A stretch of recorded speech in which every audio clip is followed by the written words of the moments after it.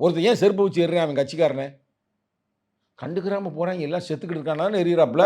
கட்சிக்காரங்க தான் விட்டாங்க நமக்கு தெரியாதுல்ல சார். அதுல என்ன நிறைய கான்ஸ்பிரசி அதெல்லாம் புடிச்சுட்டாங்க. புடிச்சு இப்ப விசாரணை பண்ணிங்க. இப்ப உடைச்ச நியூஸு.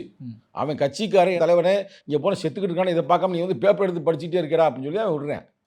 அப்புறம் நீ தானப்பா சொல்ற விஜயகாந்த் மாதிரி நான் வருவேன்னு. சரி அதே இடத்துல எம்ஜிஆர் இருந்தா அப்படி செய்வாரா? எம்ஜிஆர் செய்த வரலாறு உங்களுக்கு தெரியுமா? சொல்லட்டுமா உங்களுக்கு? நிறைய பேருக்கு தெரியாது. உங்களுக்கும் தெரியாது.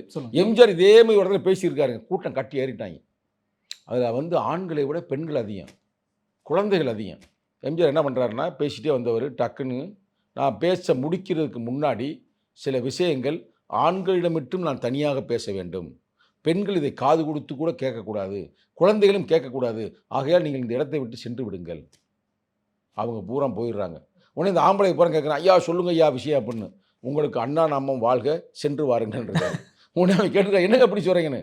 பைத்தியக்கார பயிர்கள் இருக்கிற கூட்டத்தில் நான் டக்குன்னு அண்ணா நம்ம வாழ்க்கை முடிச்சிருந்தேன்னா எல்லாம் அந்த பெண்கள் மேலே விழுந்து குழந்தைகள் மேலே விழுந்து நசுக்கி இருப்பீங்கடா, அதுக்காக நான் உத்தியை கையாண்டேன்.